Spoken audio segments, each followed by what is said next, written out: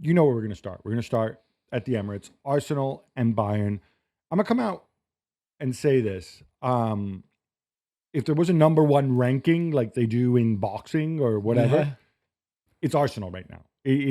Arsenal are the top of the power rankings.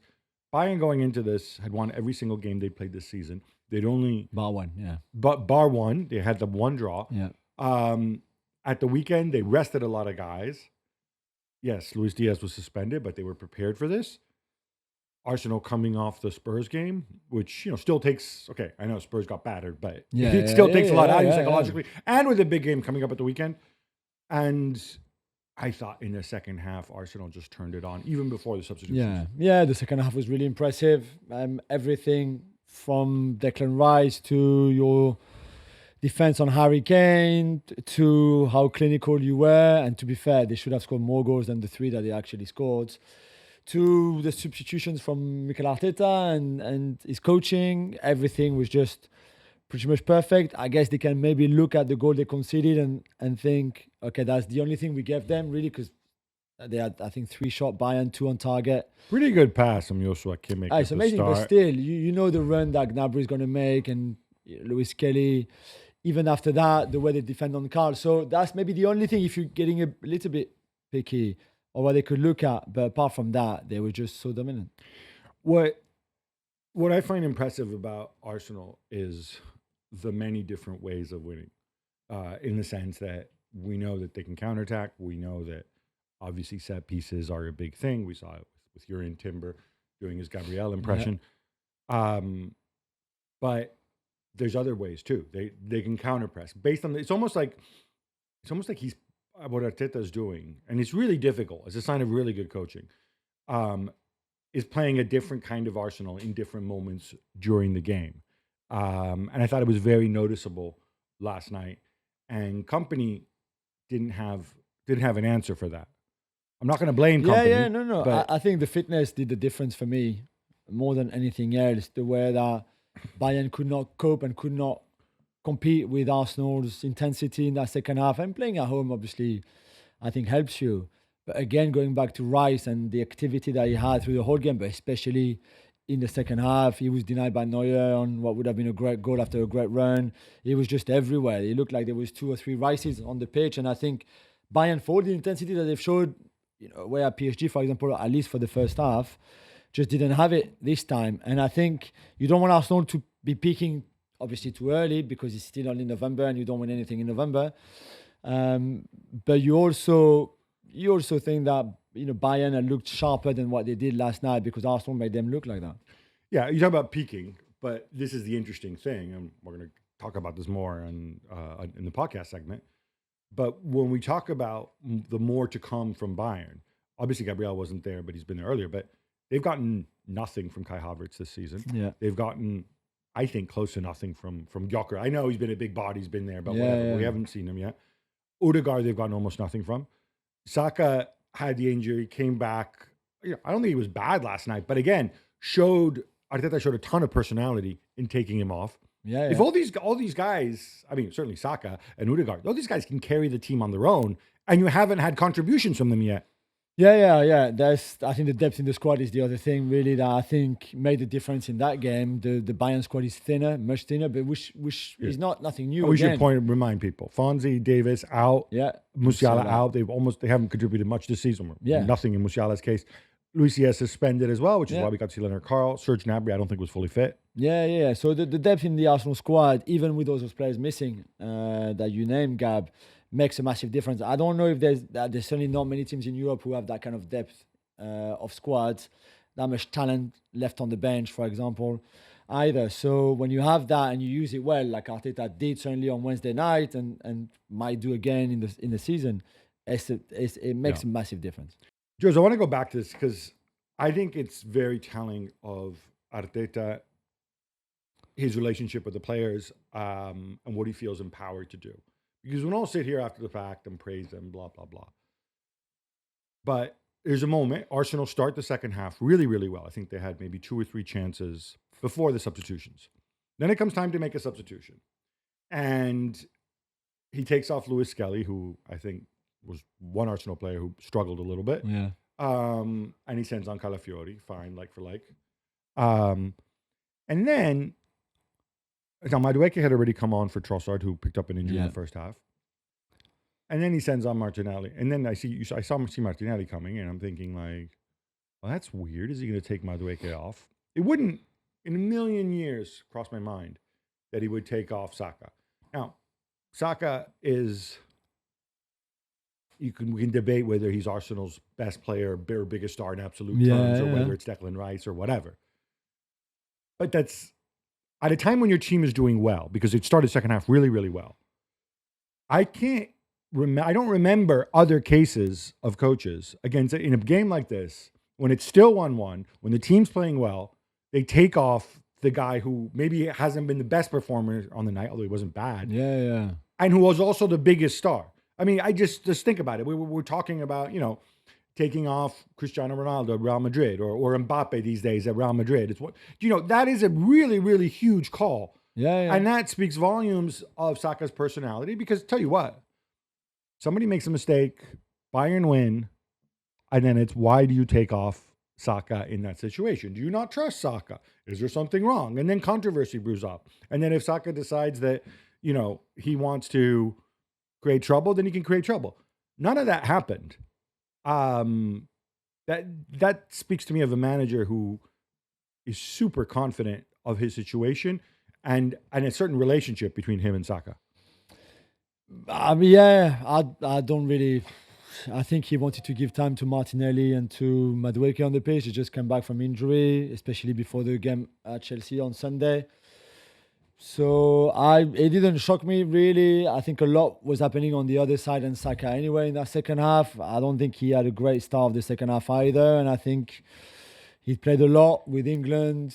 He played the 2 games, but the second one off the bench, the first one 90 minutes. He played a lot of 90 minutes lately. So maybe that's it. Maybe it's just a bit resting him for Sunday. I just think also when you've got a squad like this, you use it regardless of who comes up or comes off, maybe, and I don't know. I think I'm not really sure what else to say. To be fair, I don't think it's a big deal. I don't think it's a big deal taking off your No. And why does this never happen? Well, how often do we see this? How often do we see Manchester United take off Bruno Fernandes? I mean, Manchester United do what they want to do. Amorim does what he wants to do. I think in this case... Yeah, but that's my point. He's different from these other managers. I mean, he's never really taken Saka off before. I just think that Saka was a bit tired. He wanted to give time to Martinelli. You can't take off Madueke, who you just brought on half an hour earlier. So you can't take off Eze because Martinelli is not going to play central. So you could have moved Merino. It's a lot of movement. You go position for position. Madueke goes on the right, Martinelli on the left. It didn't shock me. Maybe there's more to it. Personally, watching the game this morning because I didn't watch it last night live. It didn't really shock me. I think it was a masterstroke from Arteta, and I think it speaks to his confidence right now in the decisions he makes. You talk about depth. I had a conversation with somebody about this, and you can feel free to prove me wrong. Arsenal have a large number of players who, if we go individually by position, are top 5 or top 10 in the world. I don't think there's any question. In fact, you could argue maybe the entire back 4, maybe Raya. I mean, depending when you put it top 5 or top 10. But then the person made the point, when you talk about people who are top 3 in their position, or top 1 or 2, it's probably fewer than other teams. Yeah, maybe, yeah. I mean, is Rice top 3? Maybe. Yeah, I don't think you would say Saka is the top 1 or 2 right winger in the world. I mean, he's top 5, maybe. Very, very close. Yeah. Saliba, you can make a case, possibly, but. And I think this also makes it easier to use your depth. And this ties in with what I said before. You don't have the Haaland, you don't have the Mbappe in there. And so it really does feel like there's much more of a team ethos. People don't look at this, I compare it to Chelsea. When Caicedo or Cole Palmer aren't there, it's a problem. Yeah. People look at, oh my God, this guy's not here. What are we going to do? Yeah. I kind of feel this Arsenal team's like, Odegaard's out, shame for him. That's okay. Yeah, the Saka's out, depth is huge. Yeah. No, for sure. And that's what was missing as well, I think, in previous seasons. But obviously, I think we said it in the summer, you signed Madueke to be Saka's substitution or replacement, let's say, or number two. But that cost you 50 million because that's the price you pay for a really good player who's going to come into your squad, into your roster. Maybe not start many games, but still you need him in case something happens, or off the bench, or as another option, and you can rest other players, which they didn't have before. Remember how many games Saka played last season, and eventually his body broke down. So this is I think for me where they made the biggest improvement is on that. And again, that costs money, obviously, but this is the rest that solidity defensively, it was there. The set piece, it was there. The individual talent, it was there. Even the collective strength was there. But the big difference is that depth in the squad, and then that depth helps you winning more games. And the more you win, the more confident you are, the momentum you have, and that's why That's why they are the best team in the world right now. All right, I gotta let you one other thing, and then we move on to Bayern. I'm watching Sky Italia last night, and they have this really cool. I think it's really good. It's a studio. Reminds me of that show, the NBA on TNT with Barkley and Shaq back in the day, because there's Billy Costa Curta, there's Di Canio, and then there's Fabio Capello. And then weirdly, there's Fauzi Ghulam sometimes too, which is kind of fun. But and obviously they get to do two-way flash interviews with players and coaches, and they bring on Calafiori. And Capello, as a lot of older people do, he rarely lavishes. He can always find fault with everybody, right? Yeah. He rarely. He's not there just to tell people how great they are, right? Unless sometimes it's an older player or whatever. And he's talking to Calafiori, and he becomes like a child. Like he's just this man crush on him. I want to put this to you, and it was just a wonderful reaction because he says, like, Calafiori comes on, he says, like, you know what? Like, you're like a young Sergio Ramos. Remember when Sergio Ramos used to play fullback, right? Yeah. It's just that you're on the left, he was on the right, and you attack and you defend, you got so much quality going forward, blah, blah, blah. And again, yes, younger viewers, Sergio Ramos wasn't just the old guy with his hand up, fouling people and getting sent off. When he was very young, he was actually a tremendous attacking fullback. And then he says to him, oh, but you know what? You know where I would play you if you were my player? I would play you in front of the back four. You'd be like Marcel Desailly of the Milan days, only with much more quality than Marcel had. And Calafiori's just like, all right. It was really funny because he's listening, and obviously everybody likes getting praise, but he's like, okay, guys, let's slow this down and let's wind it back and not get carried away. Yeah. He is getting way carried away. It's way too early, right? For Capello, you mean? He's not. Calafiori's not Sergio Ramos. No, but he's been excellent. He's not even that kind of player. I mean, I think he's probably a better passer than Sergio Ramos was. Sergio Ramos, maybe a better athlete, maybe better in the air. Yeah. I don't even see that comparison much. No, definitely not. I agree with you. And I don't think Sergio Ramos could have come into midfield like Calafiori does, and he's so good at doing. But I think also for, where he's improved a lot this season, and you see that on the cross from the Madueke goal, for example, is that quality. That for a long time he was the inverted fullback coming inside, very good because he's got so much quality on the ball, left foot, perfect.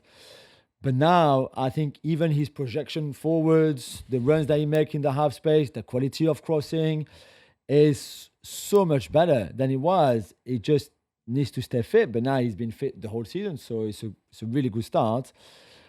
But I think he's been outstanding. The way that cross was whipped rather than floated, it's either somebody, it's one of three things happens. Either an Arsenal player gets on the end of it, which is what happened, or it's an own goal, or nobody gets on the end of it, right? Those are two of the three positive outcomes for Arsenal there. And the Desailly comparisons, we're not even going to go there because that Desailly midfield monstering everybody. That's not Calafiori. Not now, not ever. I'm not sure it works again in an Arteta team. You need more quality technically than Marcel ever had. All right. So we got to see Leonard Carl, and maybe we were getting all super excited by the Esteval Yamal thing the night before. Teenage talent, next generation. Scores a nice goal, runs around. I don't know what to think of a 17-year-old with a little mustache like that. Whatever, up to you. I think it looks better on Voltermata, put it that way, than it does on this guy. But I look back and I ask what company could have done different. And the obvious thing is, yes, he could have put out a more defensive team, right? He should have said, all right, Gnabry's half fit. Carl's just a kid. Maybe I put Guerrero on the flank. Yeah. Maybe I use Nico. Maybe I put Kane at 10 and Nico in front of him. I mean, he does have these other options. Not great options. Let's not be honest, the not the best option. Switching Stanisic and Lima around, I thought definitely worked, because we talked about Saka before, and I thought that was a big part of what kept Saka quieter. But then Lima is at 400 Madwicke goal because he's asleep. Limer's tired. Yeah, exactly. He was tired. Yeah, and he's on the unfamiliar flank. He didn't have the weapons to change this. No. I want to see this again with Musiala and Davies on board. And Gyökeres, I know the guy, and have them and all Havertz up front. I want to see Havertz up front. All the options, and see who wins really. I know we can't put too much pressure maybe on Carl, like we can't really do on Estevao. Lamine is a little bit different, but I was a little bit disappointed, not so much by Carl, but by just Bayern with the ball. I mean, Kane had 0 shot, I think, for the first time in his career, maybe. Right. No shot at all. He had 2 touches in the Arsenal box. Carl has 2 touches in the Arsenal box. The one is the goal, first time finish. The second one is the other shot that he has that Raya saves pretty easily.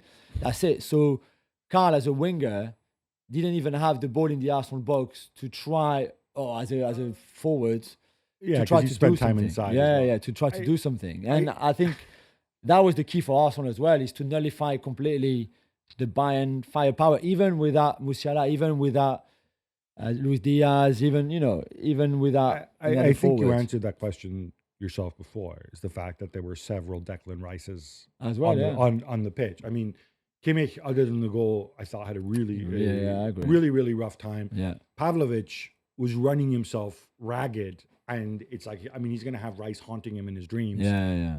Olise had a bad game, and Gnabry not fully fit. And I think when you talk about absolutely. Kane, I do wonder, because we always replay the highlights back, that the one time we talk about the Arsenal defensive solidity, the one time things definitely broke down for Arsenal was on that 3-on-2 counter, and then becomes a 4-on-2 because Kane trails too.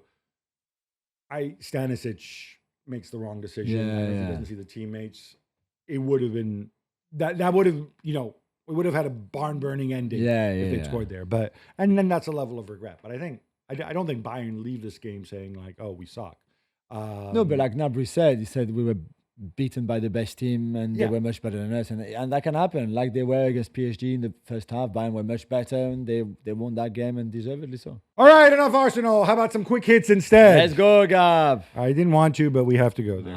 Liverpool get boshed at home by PSV Eindhoven. 9 defeats in their last 12. Worst run in ages. Consecutive defeats, giving up 3 goals. Jules, help? Yeah. I mean, we spent obviously a lot of time on Monday's show about their issues at the weekend against Forest, and the pattern was similar because they also had chances. They should have done better in this game, but eventually their defense is all over the place. Their team out of possession is all over the place. Nothing is going their way, which is true, and sometimes as a team this happens, or even in individual sport. But this starts to be now really alarming, I think. Alarming for Slot, who again has no idea what to do. He's completely clueless on the touchline. Makes the same mistakes that he made on Saturday. For the players themselves, because I think there's clearly lack of confidence for sure, but also it feels like a lack of trust between each other. Plus, you lose Ekitike to injury when actually I thought he had a good game until the injury, or a decent game until the injury. That's okay. You have a 140 million euro striker. Terrible player, exactly. Salah, I mean, I've got no words left for Mo Salah. I thought yesterday was again abysmal. So here we are. And then you go to West Ham on Saturday, and if you don't win, if you can't beat West Ham, this West Ham team, I mean, I think there's just but again, it's a classic trap game. Nuno, rank, kicking people. And look, normally I would say, oh, this game would have taken a different turn if Gakpo's hadn't totally mistimed his header. But I don't know that it would have, because the Yeah, two goals I were goals agree. scored in transitions. Konate makes a big blunder on one. Salah and Kirkez. How Kirkez doesn't, like, dude, like, you're playing left back. Yeah. Like, see where your other people in the back four are. This is not. You know what? Because he's an attacking left back. He doesn't know how to defend. He didn't play like this at Bournemouth. No, that's for sure. And he had two very good center backs at Bournemouth, but he's got two very experienced ones here. So there's no excuse there. But I think the metric on the intensity they're running are much lower than last season. I think they've lost a lot of that. All right. So there's don't a run as fitness much. issue too, because I don't know if it's a fitness issue or if Slot is transitioning now towards his kind of football, which is much more slower than what Klopp had ever done. And last season was still a Klopp team and a Klopp style in many respects. Less, if we be honest here, on the pitch.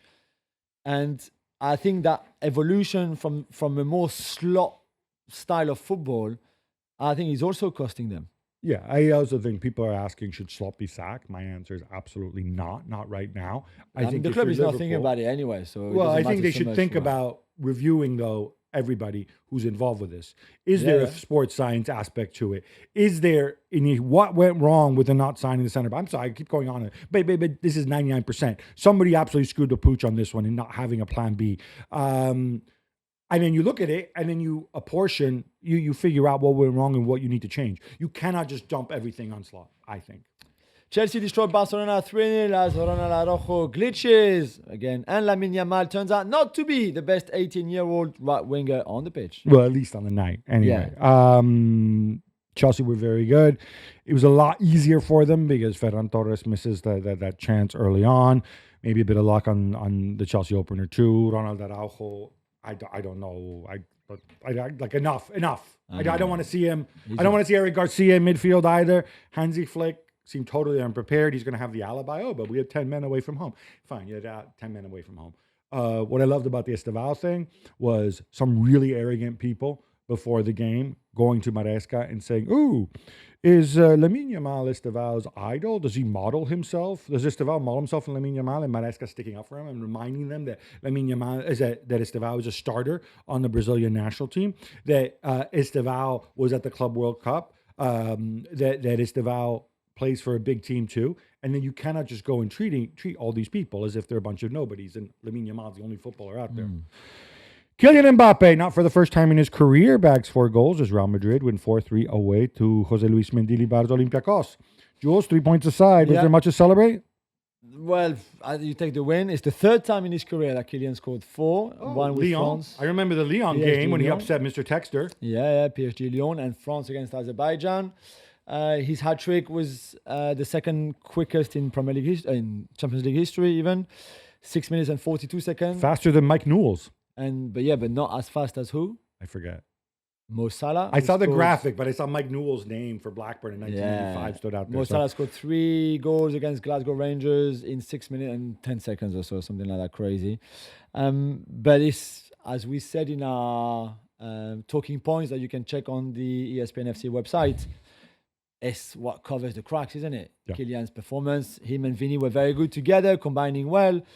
But defensively, with a lot of people missing, obviously, when you've got Asensio and Carreras at your centre-backs pairing, it's scary. That's on the coach, though. That's on the coach. Dean Heisen is fit. Yeah, that's on him. But Ferland Mendy comes back into the team. To start, maybe, I know. But he started the weekend, didn't he? I mean... Yeah. But it was, again, shambolic, I thought. And I don't think a win like this eases off the tensions between Xabi Alonso and a lot of those players. Vinicius. One of those players. Yeah, sticking about Real Madrid, and Vinicius has reportedly told Real Madrid that he won't be renewing his contract at the club until his relationship with Xabi Alonso is clearer. Gabi expires in 2027. This is one of those situations where it's thoroughly reported from all sides, and yet the club still denied that there was ever such a meeting. Whatever, they're being babies. This is a very grown-up stance if you're Vinicius. You want to know, hey, this is my career. Yeah. I want to know, where do I fit into his plans? Because I'm going to run my contract down or maybe really push for a move if I'm not going to be central to his plans. And we can say he shouldn't be because of all his flaws that he has or doesn't have. So I think this is a grown-up move from Vinicius and his advisors, and I applaud it. Jules, we're not done. We have more quick hits. 8 goals at the Parc des Princes. Jules, look to me like Tottenham got battered. Or maybe not. Maybe you'll tell me otherwise. And Lucas Hernandez belongs in a zoo, possibly along with his idiot brother. But you had a much better view because you were there in person. Tell me I'm wrong. Yeah, I was there. We expected a reaction from Spurs, and they had to react after the humiliation away at Arsenal in the league on Sunday, and they did, to be fair. It was a decent performance, especially for the first half, for the first 55 minutes or so. I thought the way they overload that midfield to prevent PSG from playing in there was good for the first half, especially the 4-4-2, 4-2-2-2. And then you can't play like this against this PSG team because eventually they're going to open you up. And in a way or another, you crowd the box, they shoot from outside, and it was an incredible performance for Vitinha, who got 9 out of 10 in L'Equipe, and deservedly so, although he gave away That's probably why he got a 9. He maybe, gifted them a goal. To Colomwani. But so there's some positives from Spurs, but it's still 9 goals conceded in 2 games. Whoa. And again, you can't play the way they did on Wednesday at the Parc des Princes at home against Fulham on Saturday, for example. I don't see the positives. You're talking about building an identity, putting a billion people behind the goal, crowding it with kids like Bergvall and Gray, run around and get the people jazzed up. That's not a blueprint. You're at Tottenham now. So you're no longer at Brentford. And I really like the guy, but yeah, I am not impressed by this at all. Inter fall to a last-ditch header from Jose Maria Jimenez, which means they lose 2-1 to Atletico Madrid. Gab, your thoughts? This is a missed opportunity. And, you go a goal down straight away on a goal which I don't think should have stood because it doesn't. There's a cross. The ball hits off of Baena's side. Then it hits his hand and it falls right there for Alvarez, who scores, right? This is early in the game. Baena says, oh, no, look, it came off my body, so that's not a handball. No, that's not an intentional handball. This is an unintentional handball, and the ball sits right there for him to score. The ball had gone into the back of the net. The goal would have been disallowed. That's what the rule says. So I think this goal should not have stood. Inter, I thought, actually played really well. And they played really well. They created more chances. Yeah, especially the second half. Especially in the second half, like you said. This is a bit like the derby at the weekend, but it's another defeat. And a defeat because Barella falls asleep on Jimenez. I don't see how you could miss Jimenez out there. And they lose 2-1. And now, because some fools out there just look on results and don't look at performances or the quality of the opposition, now Kivu is under pressure again, which I think is stupid. I think Inter did what they were supposed to do. Possibly not realizing that Erik ten Hag was no longer there, Pep Guardiola makes 10 changes. And Manchester City lose at home to Bayer Leverkusen 2-0. Jules, the man's a genius, but this is another overthinking classic, isn't it? Yeah, I don't know if it's overthinking. It's just I think he wanted to rest people and rotate. Clearly did too much. Although even this B team had enough chances to win. I mean, Flecken had the game of his life in goal. I think there's 2 shots from Bayer Leverkusen and 2 goals. So it's one of those nights, that we've seen, that you see sometimes.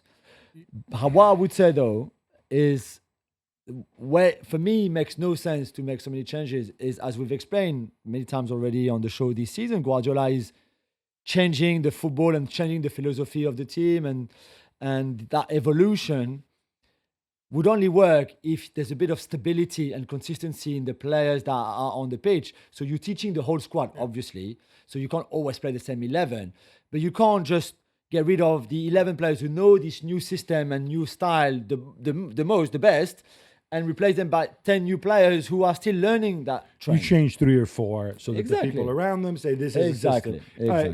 I think there's something here that we don't know about, because otherwise this is such a dumb thing to do, which goes beyond overthinking or trying to get an advantage, or thinking that because Andre and Tapsoba are suspended, Leverkusen are going to be pushovers. This is just so extreme. Talk about people being tired.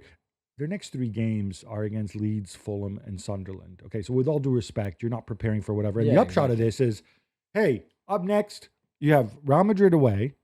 Then you go into the Arctic Circle in January against Bodo Glimt on the plastic pitch. And then it's Galatasaray at the end. So you might have now given yourself 2 more playoff games to go into, very realistically. Yeah, I still think they finished top 8. Jonathan David gets the 3-pointer at the buzzer for Juventus, who win 3-2 against Bodo Glimt in the Arctic Circle. To go back to that point, Gab, Openda and David finally get off the mark. Yeah, and I'm going to say this. Bodo Glimt agree, thought they should have had a penalty. Bodo Glimt did what Bodo Glimt do, right? Yeah.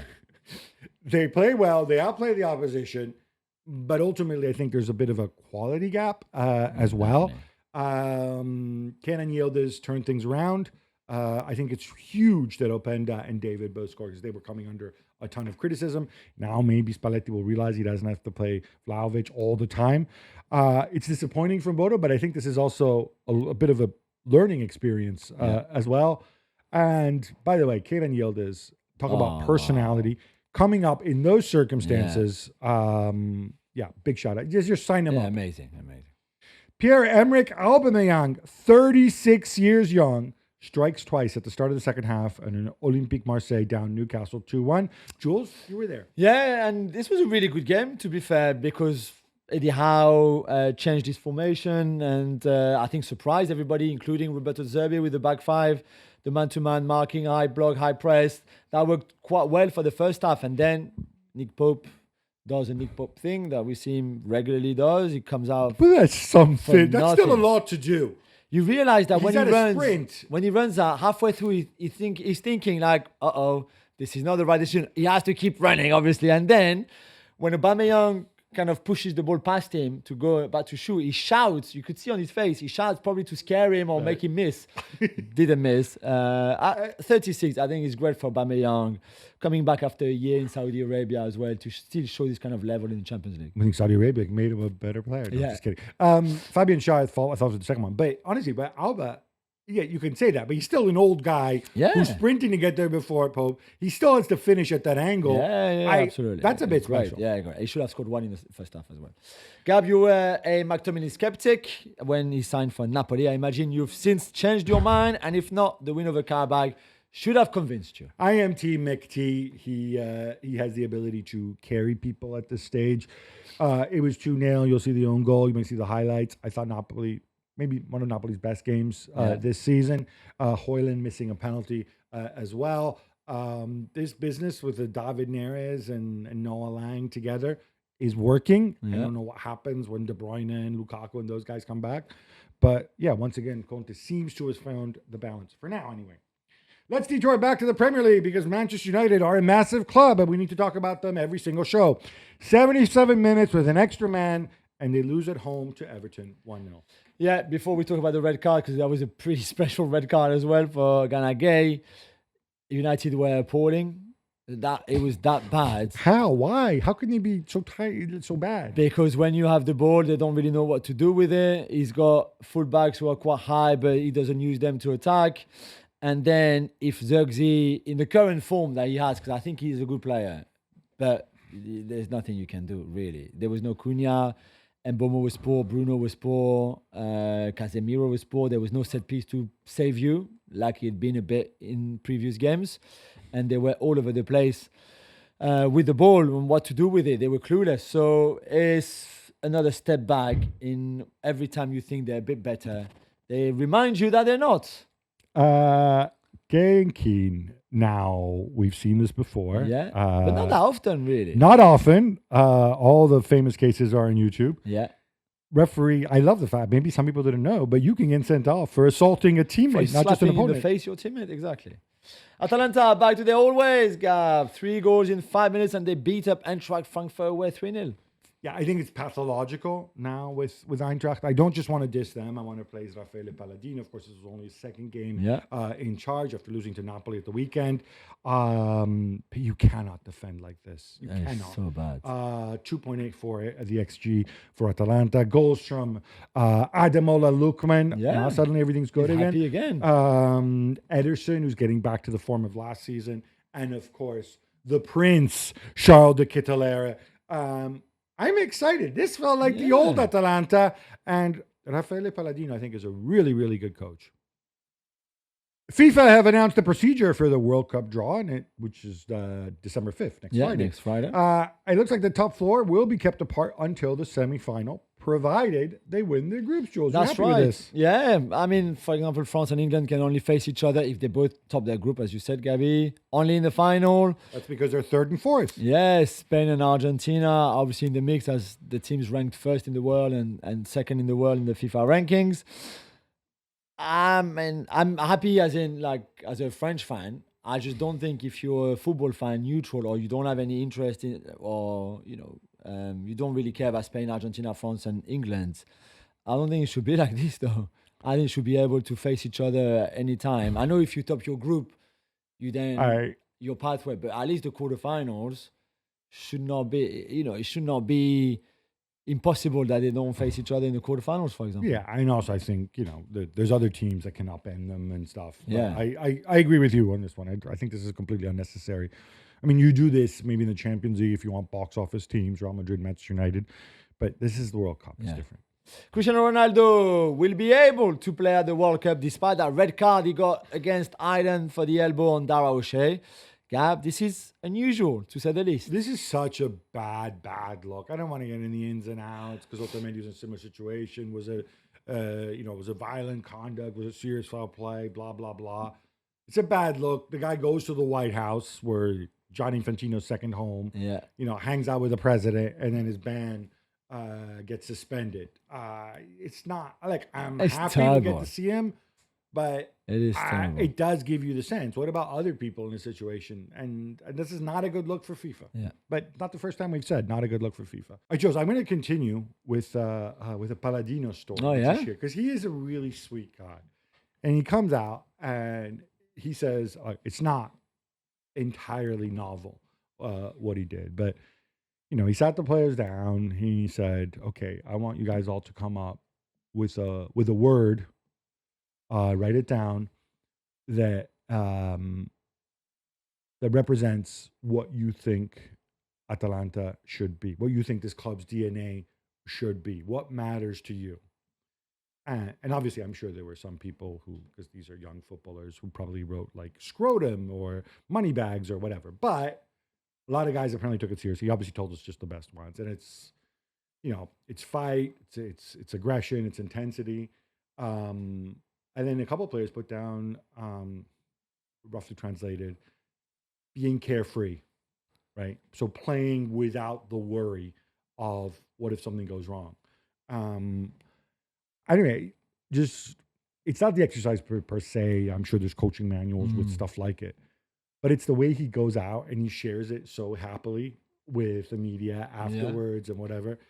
I think they're really onto something. I think he's a tremendous coach. I wish he could have been the Italy coach instead of the guy we got. But yeah, so far so good. But I could see him bringing the good parts of the Gasperini era back to Bergamo. Villarreal go down to 10 men and get hammered by Borussia Dortmund 4-0. In La Liga, they're third. In the Champions League, they're a third. Yeah, well, it's a bit like that. Although this score doesn't reflect at all how the game went. Some of the goals that Dortmund scored were really, really lucky. It was 1-0 when Foyt got in. Yeah, exactly, as well. The Adeyemi one, for example, if you just want to mention, it's just an embarrassment of the defender hitting the ball onto Adeyemi and then in the goal. So it was one of those nights, really. Guirassy missing the penalty. Yeah, Guirassy missing the penalty. I don't think Dortmund played that great. I know it's a 4-0 win. It looks big. Good. And they do well in the Champions League, but I don't think they played that well. But at that time, you just take the point and you move on very quickly. Benfica beat Ajax 2-0 in the battle of historic giants, stuck on 0 points after 4 games, Gab. Still happy for Jose Mourinho, though. It's definitely uphill. I want to say, like, again, younger viewers may not realize this, but between them, Ajax and Benfica have won 6 European Cups. They've been European champions 6 times. Just for context, that is more than every, correct me if I'm wrong, my math might be wrong, I'm just doing this in my head now. I believe that's more than every English club, I know Forest are in the Premier League now. Anyway, that is a lot. That is 6. Take Liverpool out of the mix, and you're talking Manchester United 2, you're talking Chelsea 2, you're talking Nottingham Forest 2, you're talking Arsenal 0. Aston Villa 1. There you go. It's 6v7 if you take Liverpool out of the mix. So these are 2 massive clubs. Yeah. For the game itself, Ajax are terrible. Benfica scoring first, and then they got one with Dahl. They got one afterwards. It's still uphill for Mourinho, but this is where he wants it. He's got Napoli, Juve, and Real Madrid on the final match day coming up. Yes. How awesome, just from a neutral's perspective, would it be? Yeah, it would be. if you Although guys they beat don't win Benfica? any of those 3 games. No? No. No, you did. You heard it here first. Yeah. David Luiz, yes, it's not a guy with the same name. It's actually him. Going great at 38 for Pafos. They snatch a 2-2 draw with Monaco. Another game in which the Principality dropped points. Yeah, and David Luiz scoring a great header. Really good header, powerful header. He's the same, although the hair's got the curly hair's got thinner, obviously. He doesn't have as many hair as he used to, but the experience. This is a team that is very good on set pieces. We saw that when they beat Villarreal, for example, and scored on the corner too. And it looked like Monaco were not prepared for it. Not that they were bad. I thought the first half was decent for Monaco. Balogun scored again. Minamino also scored. The Magnificent was magnificent, I thought. Yeah. But they collapsed at the end with this own goal. And this is bad because they really needed the points too. They're dropping too many points. And I don't know if they're going to make the playoffs. This is another game where they should have won and didn't. Was it the Spurs game? The Spurs game, yeah, where they they battled them? yeah, definitely. No Osimhen, no party. Galatasaray fall 1-0 at home to Union Saint-Gilloise. Gab, did they take the opposition a little lightly, maybe? Hey, there's that. There's the fact that with all the love in the world for former Inter legend Maurito Icardi, come on now. It's completely, it's a guy who plays the game totally different from Osimhen. Leaving aside the quality issue, Union were really good. They thought Union were just a team that were just going to run. No, they don't just run, although they have a lot more energy than Galatasaray do, especially when Gundogan and Torreira in there. And they have a gigantic, I think it must be the largest player in football, that enormous goalkeeper. And you know what? They should have done better. They should have done better, and they're going to come back to regret this, but all credit to Union. Mr. Champions League, Hans Anaken. Is it enough for Bruges as goals from Chelsea bound Giovanni Kenda, the non-biting Luis Suarez, and former Barcelona conundrum Trincao give Sporting a 3-0 win, Jules? Yeah, well deserved as well. It was a really good performance. Great to see Quenda scoring on his way to Chelsea, obviously, at the end of the season. It's less great if you're a Bruges fan. It's great if you're a Chelsea fan. True. Luis Suarez was having a really good season in Portugal. And they're a good team. They're not good enough, I think, to go to the quarterfinals and things like that, for example, Sporting. But this was decent between two good teams, not great teams, not teams that will go really far, but two teams that are entertaining to watch. And this was a really good game. By the way, Inter Miami, if you're listening, why don't you replace the biting Luis Suarez with the non-biting Luis Suarez, and you might actually be a better team. Maybe.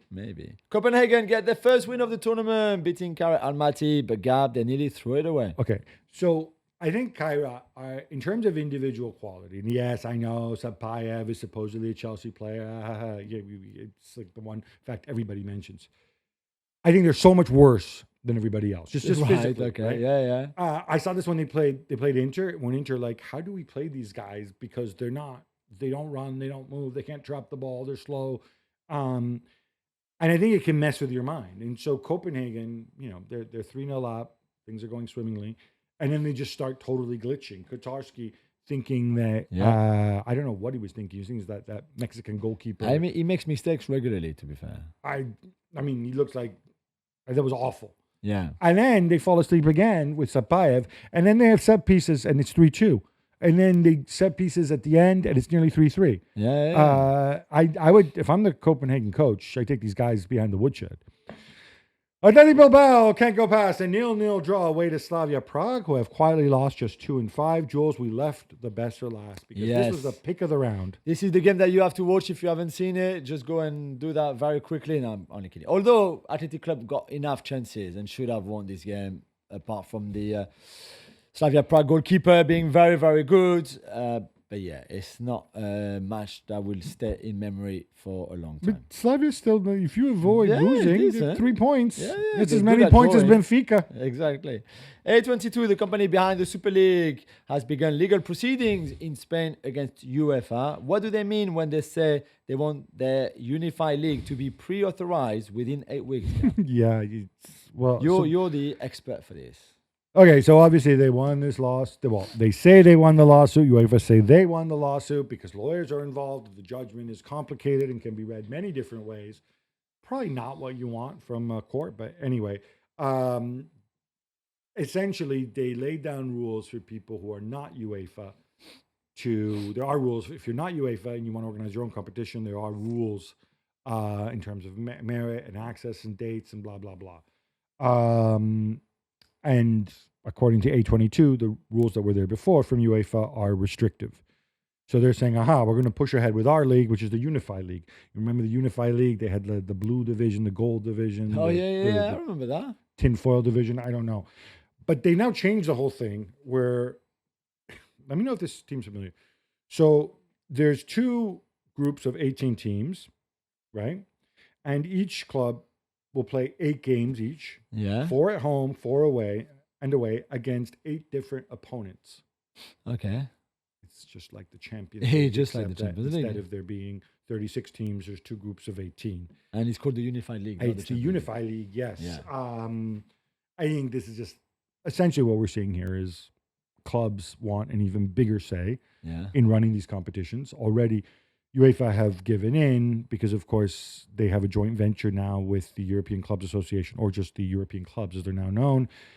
And A22 says, hey, how about we just cut UEFA out of it altogether, and UEFA can just they can make their rankings and supply the referees and not much else. I don't think this is going anywhere, but you know what? As long as they keep filing their lawsuits in Madrid at the same commercial court with the same commercial people, they'll just keep winning. Yeah. And then you raise it a level, and then it's a different issue. Wilfried Nancy is the new coach of Celtic. Jules, get the boys excited. They should be excited because he did really well in MLS, obviously, with Columbus Crew. And with Montreal before that. He was at Montreal before with Thierry Henry, from whom he learned a lot. Then he did his own thing with Columbus Crew, won the MLS Cup, played really good football with intensity, at different level, obviously. It's very attacking football, seems to be. Very high risk. But so very different level, obviously, than the Scottish League even, or whatever Celtic could face in Europe. But I think it's a very good appointment. I hope they give him a bit of time because I just don't think it's easy to come to a club, any club, halfway through the season. We know that. But yeah, I think it's a good choice. And it's rare enough to have a French coach on the bench outside of Ligue 1. We don't have that many, so... The times have changed since Wenger and Houllier and Alain Perrin. Alain Perrin, exactly. The Copa America organizers have settled their lawsuit over the debacle that marred the final of the 2024 tournament in Miami. I'm sure everybody will remember. Gab, fans affected can file claims and get a share of the $14 million settlement. Yeah, in the end, they reached a settlement. Basically, the accused or the bills responsible were CONMEBOL, CONCACAF, something called Best Security, obviously not living up to their names, and the people who own the Hard Rock Stadium in Miami Gardens. People were injured, people missed out on the game. I don't know how much the financial reward is going to make up for, a ruined day. I don't even know. So the affected fans can... they'll be able to get a share of this $14 million. What's interesting to me, I don't know what mechanism they're going to have and what burden of proof. Because, of course, some fans got there and I got to my seat, just before kickoff when I wanted to be there earlier so I could go and get some cheeseburgers. Others were like, I wasn't able to get there all. Others were like, I was manhandled by security. So I don't know how they're going to go and portion that out, but it's good that we have some settlement. I think most important is that the people there learn from how they do so it. It doesn't happen again. Yeah. Especially not at the 2026 World Cup. Yeah. Jules, who is Destiny Cosiso and why are we talking about him? Well, he's the new prodigy from La Masia, the Barcelona academy. They call him the La Masia Mbappe, even because he's scoring millions of goals. He's 12 years old now, but he's been scoring goals since he was 8 years old. Born in Nigeria, very much made in La Masia. Really, he's got an agent already in Pini Zahavi. Yeah, you got to be careful for legal reasons. He does not have an agent. He doesn't have an agent. He's not allowed to have an agent. He won't have an agent. Advised by... Right. And this is kind of the story. He signed a commercial deal with Nike. Yeah, which happens to a lot of 12-year-olds, 13-year-olds, 14-year-olds. Kluivert's son, Shane, I think is his name, who's also at Barcelona, if I'm not mistaken. And the 19s. Also has a deal like this. people are making a stink about this because you're not allowed to sign with an agent until just before your 16th birthday. When you can sign your first sort of grown-up contract. Pini Zahavi's agency, Goal International. I don't think it's actually Pini in this case, because Pini is now 83 years old. It's a relative of his named Alex Zahavi, who's based in Barcelona.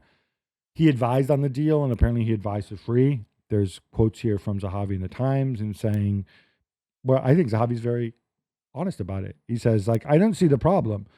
We're helping the family. We're not. We cannot make any money off this deal because it would be illegal. There is no contract, but it's a way to build the relationship for the future. Like I said, it happens with a lot of young players. Yeah. I also think while I don't think it's healthy that kids this young have commercial deals. Commercial deals, though, but often there's no money involved. That's exactly what I was going to say. Stuff like that. So there's commercial deal and there's commercial deal, right? There's commercial deal where I pay you $1 million a year and you do this and that. And there's commercial deal where Nike sends you goodie bags, or supplies your boots, or whatever. It would have been much better for everybody if they actually said, "Hey, look, under the terms of the commercial deals, I agree. He gets to do this and that." As opposed to he's making millions, because I'm pretty sure he's not making millions. Yeah, I agree. Gab, we saw some huge deals for the Champions League and Europa League rights last week, and the Union of European Clubs sees this as a threat. I thought this was really interesting, and I may write a column about this, but basically, since so much of football went to streaming about 10 years ago, with streaming, you have really accurate data of who's watching. As you know, before that, when you had ratings, it's a small sample size, it's surveys, you don't really know. Oh, 20 million, 30 million, the moon landing, who knows, right? Now you know exactly. And in general, what's happening is that a ton of people are tuning in for premium events or for premium exclusive events, and they're really driving subscriptions. I think they mentioned the Premier League on NBC in the US on Peacock was the number one driver of subscriptions. Right. Number two was Yellowstone, which has zero appeal to me because it looks really boring and I don't like Westerns. But that's just me. Yeah. So now that they have this, they're realizing, wait a minute, this is very valuable. The Belgian league, even though it doesn't cost me very much money, or the Swiss league, for example, this really is not that valuable. Where it becomes valuable is it becomes valuable in country, right? So if you are a Swiss broadcaster, then getting the Swiss domestic league is very valuable to you. But for people outside that, it's not valuable. It's not going to be valuable for a streamer. So we are in a situation now where, according to the Union of European Clubs, which is kind of like the little sibling of the European clubs, as they're now known. It's basically the smaller clubs around Europe, the ones who aren't part of the formerly the ECA. They said in some countries, like France, like in Ukraine, you have a situation now where the Champions League rights are substantially more valuable. Broadcasters pay substantially more money for the Champions League rights than they do for the rights to the domestic league. Yeah. And so what they are suggesting is, how about we have some sort of mechanism where when that happens, some of that value gets redistributed to the clubs to support the pyramid. Now, what's interesting is the big clubs in those leagues don't want that because they don't want to share their Champions League revenue, obviously, because it makes them powerhouses domestically, even if I'm talking about the Kairat Almaty, even if they stink in the Champions League. I think this is definitely an issue. It's definitely a problem. It definitely impacts people growing up. And I'm just imagining this, right? France is a bit of an anomaly why the contract is so low this year, and it may not remain that way. Yeah. But let's use Switzerland. So I get it. If you live near Basel, then maybe you'll be a Basel fan, or if you live near one of the other historic clubs.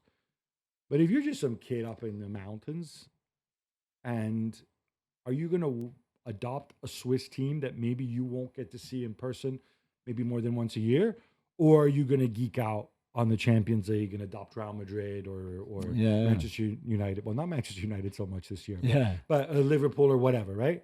So I'm glad people are talking about this. I think this is a smart idea that he's looking at because I think the game needs to adapt, and the media landscape is definitely changing.